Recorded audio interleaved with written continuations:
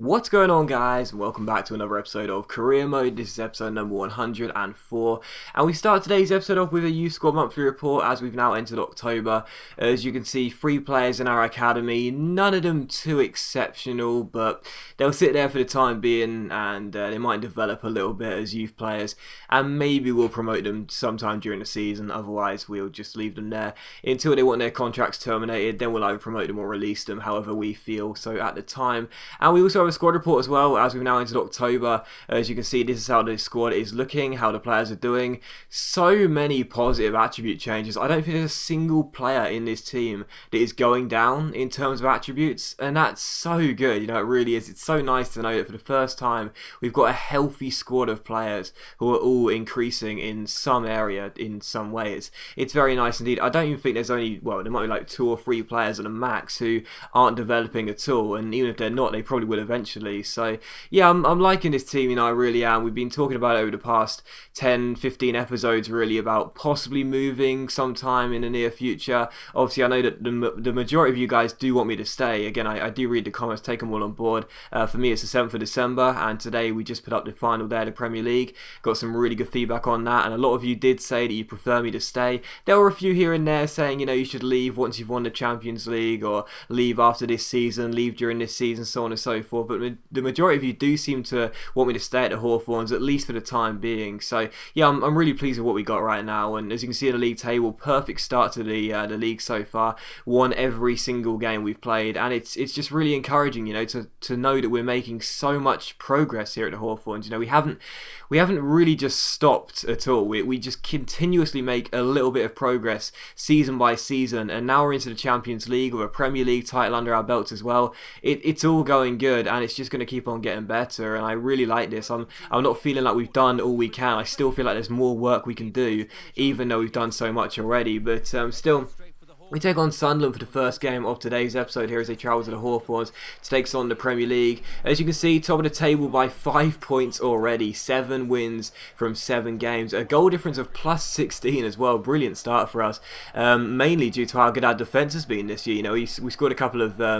we had a couple of games early on in the season. We scored a lot of goals, but we're on a 8-game consecutive clean sheet run right now. Haven't conceded a goal in 8 consecutive games. That's pretty impressive. And as Sunderland came to the Hawthorns here, I looked at their side, and to be honest, as they set up with a 4-5-1, I thought it's probably going to continue, because I know that Mandron grows really well in this game. I think he's a glitch player, but even so, I couldn't really see them doing much with that side to threaten our current fantastic run. And the first chance would indeed fall to us in the 9th minute as we play a ball forward towards Niang here. He takes on Alves, beats him for pace, cuts inside, shoots and scores, and we already take the lead just 10 minutes in. It is that man and by Niang, and the guy, like, I know there are some of you that always say that I'm, you know, basically bigging him up a bit too much, but you know, when you consider his record since joining us here at West Bromwich Albion, it's just crazy. And this is a guy whose finishing stat isn't even, you know, 75 plus, which you'd associate with a clinical striker. That's the funny thing about it.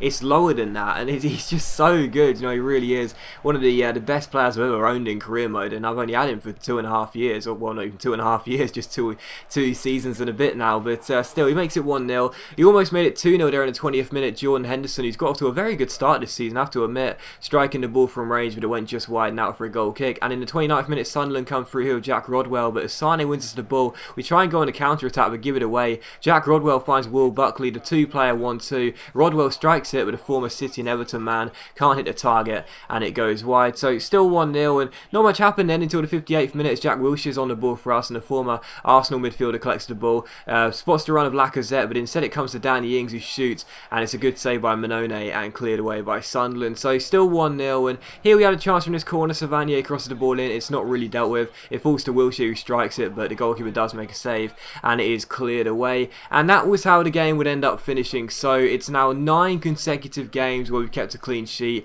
Absolutely fantastic run of defensive form we're on right now. And again, as I mentioned it just a minute ago there, there, we haven't really been flashy for, well, over a month really in the league. We've only been winning games by like 1 or 2 goals, but we are just so defensively solid right now. It's all we need. It's all we need, and it's fantastic to know that we're continuing with this really good defensive run of form. But still, following that, we saw we had a player returning from loan. Patrick Roberts is going to rejoin the squad after his short-term loan at Arsenal. Did see a couple of comments when he did go out on loan asking me why I did that. The reason being was quite simple. He is a decent player with good potential, but here at West Brom, he's not getting much game time. He hasn't had much game time since the second season, really. And now we need to think about his development, not just keeping him in the squad. It's the same with Billy Rowell, our young kid who's gone out on loan to Derby County this year for a full season. Even though he'd be good to be in the squad just for those Capital One Cup games and FA Cup games and midweek games, really, it's more about the player's development as opposed to, what he can offer for the squad on a very small scale, which, let's be honest, Patrick Roberts is not going to break into the squad and play many games now. We've got so many good wingers. Same with Billy Rowell. So I'm more considering their development, to be honest, as opposed to, the fact that they could be here for peace of mind if we ever have an injury crisis. But still, for the second game of today's episode, we take on PSG here away in France. So we take on the current holders of the Champions League, and so far these two sides have got off to the perfect start in the Champions League group.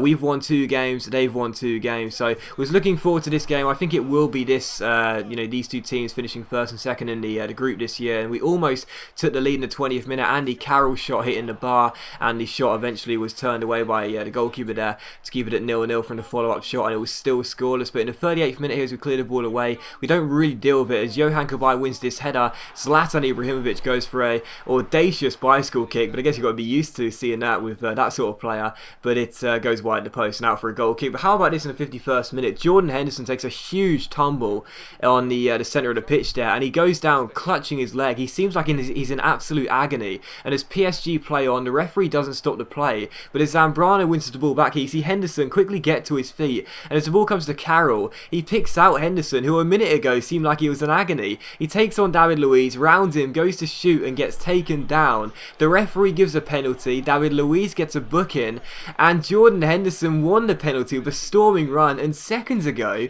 he seemed like he was in agony. He seemed like he was in agony. Look at this on the replay here. He seems like he's going to get taken off the field injured. Instead, he carries on his run and wins us a penalty as well. So the French crowd must have been absolutely furious that Henderson did that, and he ended up winning us a penalty. So penalty to West Bromwich Albion here. And it is going to be Mbanyang who'll stand up and take it. And our French forward is in incredible form at the start of this season, so I had complete and utter confidence that he would beat Handanovic in the PSG goal, and he did. It's not the best penalty he'll ever take, but, penalties this year, I've mentioned it like 1,000 times now, I'll shut up about it, but it's just, they're so easy, what can I say? But still, it is indeed Paris Saint-Germain 0, West Bromwich Albion 1 in this, pretty big game in the Champions League, to be honest, to see who's most likely going to be finishing in top of the table, as Niang makes it 1-0 here. But just a couple of minutes later, PSG come forward trying to get themselves back on level terms. Barry Bannon collects the ball and finds Marco Verratti. Verratti into Ibra, and his strike is well saved by Joe Hart. PSG looking for what they would have believed would have been a justified equaliser, but in the 61st minute, Hesias failed to get across, dealt with. Verratti finds Johan Kabay, and the former Newcastle midfielder is denied by another fantastic save by Joe Hart. So you can see exactly why we've been keeping so many clean sheets. He was in inspired form in this game, but in the 67th minute, he see PSG cross the ball in, and unfortunately for us, we would concede for the first time in 9 games. Marco Verratti, the Italian midfielder, levels the score here with 23 minutes to go, and it was a real howler by Zambrano as well. I tried to clear the ball away, and my new captain, who is usually so reliable at the back, so assured, that's one of the reasons I made him skipper, to be honest. It is a bit of a mistake, because I was pressing circle, trying to get him to head the ball away. Instead, he takes a touch, and he must have registered a bit too late, so he was going to touch it and then hammer it away on a half volley, but instead he didn't, and it was PSG 1, West Brom 1. So the home side back on level terms, and they must have been very relieved about that after the way they conceded the goal. But still, in the 70th minute, Javier Pastore is on the ball for them, and it's a great chance because he plays a brilliant ball over the top towards Ibra, who goes through one-on-one, and you put your house on Ibra to score that chance, and you wouldn't lose it either because Zlatan does finesse it past Joe Hart, and he makes it PSG 2, West Brom 1. So Hart must absolutely hate having to face Ibra. This goal wasn't as good as any of the goals he scored when he was playing for England against Sweden, but even so, that's a good finish by Joe Hart, and good finish by Ibra even past Joe Hart, and it's PSG 2, West Bromwich Albion 1. So PSG in front in this game for the first time, and from kickoff here, Andy Carroll's on the ball, trying to get ourselves back on level terms. He spreads it out wide towards Wilfried Zaha. Zaha back into Carroll, who heads it, but it goes wide and out for a goal kick. And it is how the game finishes. So for the first time this season, we lose. Very, very frustrating, but I guess in a way, justice was done because we didn't deserve to score the penalty after Henderson's play acting. But even so, disappointing to concede for the first time in 9 games and lose for the first time this season, and we'll have to bounce back in the next episode. So as always, guys, a big thank you for watching the video. I really hope you have enjoyed it. If you have enjoyed the episode, please leave a like, and I'll see you for the next episode very soon.